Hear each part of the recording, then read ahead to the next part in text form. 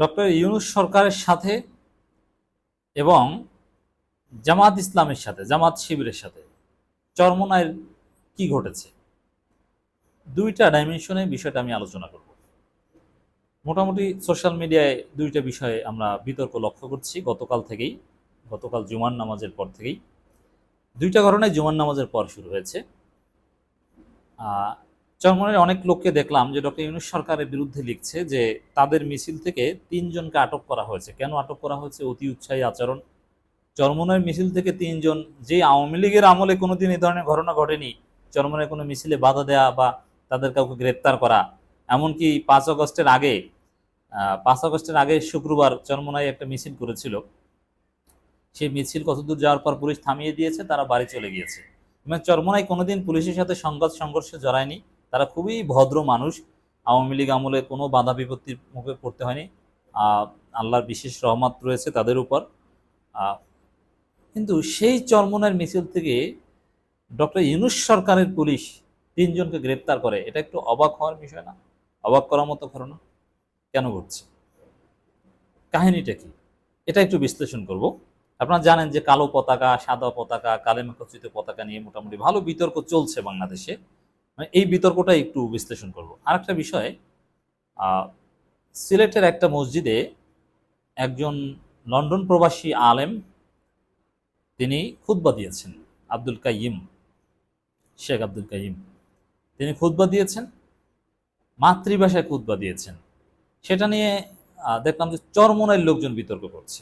আমি অন্য 2-1জনকেও দেখেছি, তবে মূল বিতর্কটা চরমোনাইয়ের লোকজন করছে যে মানে, এবং তারা কিন্তু কোনো নির্দিষ্ট শায়েখ বা আহলে হাদিস বা সালাফিদেরকে ইঙ্গিত করছে না, বলছে যে জামাত শিবিরের লোকজন একটা ফিতনা সৃষ্টি করছে, অভিযোগটা জামাতের দিকে।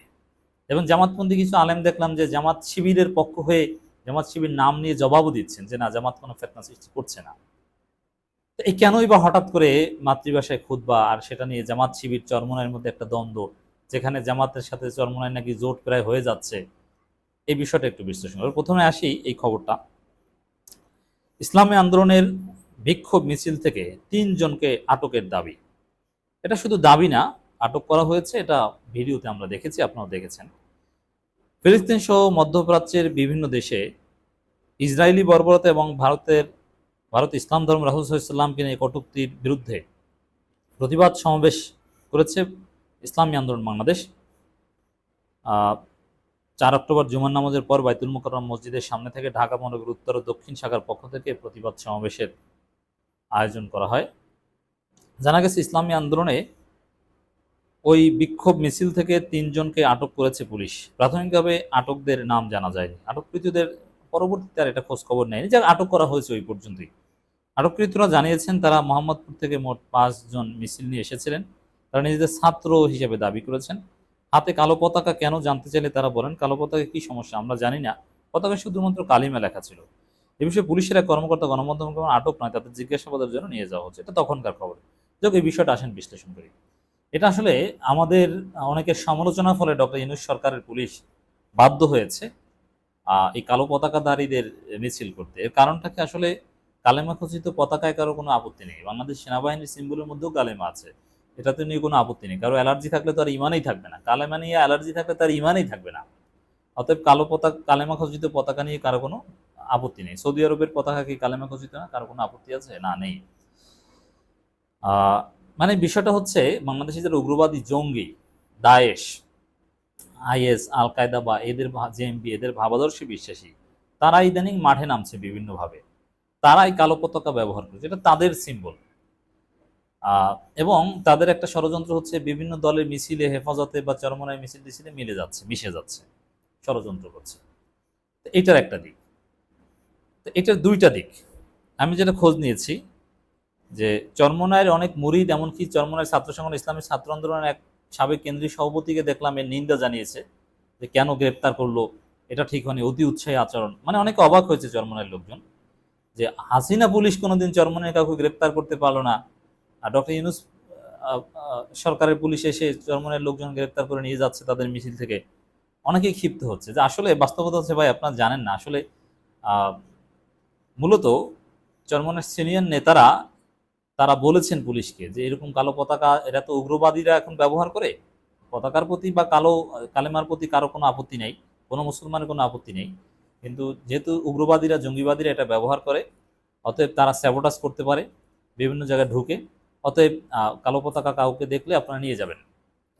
এটা চরমনায় কনসেন্ট আছে, তাদের নেতাদের কনসেন্ট আছে, কেউ কেউ বলেন যে তারা পুলিশের হাতে দিয়ে দিয়েছে। অতএব যেহেতু উগ্রবাদীরা বিভিন্ন দলের মিছিলের মধ্যে ঢুকে বিশৃঙ্খলা করার চেষ্টা করে, কালো পতাকা নিয়ে তাদের মতাদর্শ প্রচার করা বা তাদের অস্তিত্ব জানান দেয়, তো এজন্য এই ষড়যন্ত্রের বিরুদ্ধে বা ষড়যন্ত্র রুখে দিতেই এই তিনজনকে আটক করা হয়। হ্যাঁ, এখন ওই তিনজন যদি এরকম হয়, তারা অরিজিনাল চরমনাইয়ের লোক, তারা আসলে জেএমবি টেমবি এগুলোর সাথে জড়িত। চরমনাই উগ্রবাদী নয়, চরমনাই গণতান্ত্রিক।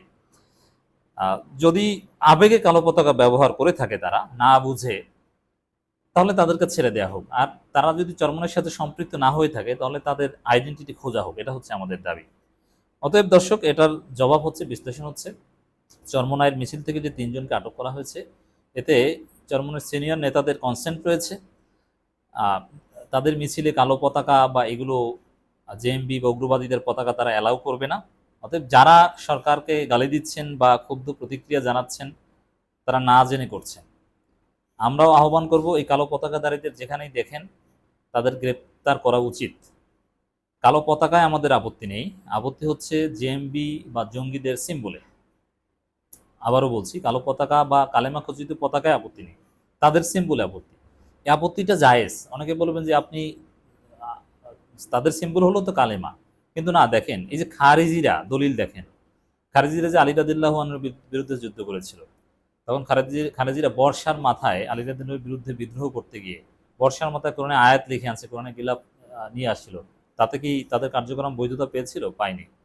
অতএব ভালো জিনিস হলেই, ভালো পদ্ধতিতে না হলে কিন্তু সেটা গ্রহণযোগ্য হয় না, এই জিনিসটা বুঝতে হবে। খারেজিদের এই বর্ষায় কালো পতাকা, কালো কোরআনে আয়াত নেওয়া নিয়ে আপনি এটার দলিল খুঁজতে পারেন যে তাদের গ্রেপ্তার করা জায়েজ কিনা বা তাদের বিরুদ্ধে বলা জায়েজ কিনা। আর যারা উগ্রবাদী বা তাদেরকে বলবো, আপনার মেইন স্ট্রিম হন, আপনার ধৈর্য ধরে ইসলাম কায়েম করার চেষ্টা করেন, আপনার জামাত ইসলামীতে, চরমনাই এইসব দলে যোগ দেন, ওইসব উগ্রপন্থা ছাড়েন, গণতান্ত্রিক পদ্ধতিতে ইসলাম কায়েমের চেষ্টা করুন। এরপরে আসেন খুতবা নিয়ে, বিতর্কটা নিয়ে একটু বলি। এখানে চরমনাইয়ের লোকজন অযাচিতভাবে জামাতকে টেনে আনছেন। জামাত দলীয়ভাবে হানাফি মাযহাবের দল। জামাতের 99% বা জামাতের 10,000-এ বা 1,00,000-এ একজন বাদে 99,999 জন তারা আরবিতেই খুতবা দেয়, চরমনাই বা কওমি আলেম ওলামাদের মতোই। বাংলায় বা মাতৃভাষায় খুতবা জামাতের কেউ কেউ দেয়, এটা খুব কম। তামিল মাদ্রাসা আছে, কাটাবন মসজিদে আছে, এরকম দু একটা মসজিদ মিশনের মসজিদে আছে। অতএব জামাতকে মাতৃভাষায় খুতবার বিপক্ষে দাঁড় করানোর কোনো যুক্তি নেই। জামাতের লোকজন মাতৃভাষায় খুতবার পক্ষে। অতএব এখানে এই দ্বন্দ্বটা জামাত চরমনাই, জামাত কওমি বা এরকম দেখানোর কোনো কারণ নেই। এখানে জামাতকে দায়ী করার কোনো সুযোগ নেই। জামাত হানাফি মাযহাবের, যদিও হানাফি মাযহাবেই দুইটা মত রয়েছে, মাতৃভাষায় খুতবা দেওয়ার বিধানও রয়েছে এবং আরবিতে খুতবা দেওয়ার বিধানও রয়েছে। অতএব এটা নিয়ে অযাচিত ইখতিলাফ করা হচ্ছে। আর শেখ আব্দুল কাইম যিনি আসছেন, তিনি জামাতপন্থী, তামিল মিল্লাতের শিক্ষক ছিলেন, মালয়েশিয়ার শিক্ষকতা করেছেন, আমার জানা মতে জামাতের রোকনও ছিলেন, এবং তিনি সালাফি প্রভাবিত আলেম এবং তারেক মনোয়ার সাহেবের আত্মীয়, এবং তিনি যেখানে খুতবা দেন ইস্টলন্ডন মসজিদে, তিনি খতিব ইমাম, তিনি মাতৃভাষায় খুতবা দেন। এটা তার নিজস্ব স্টাইল, তিনি যুগ যুগ ধরে এটাই করে আসেন।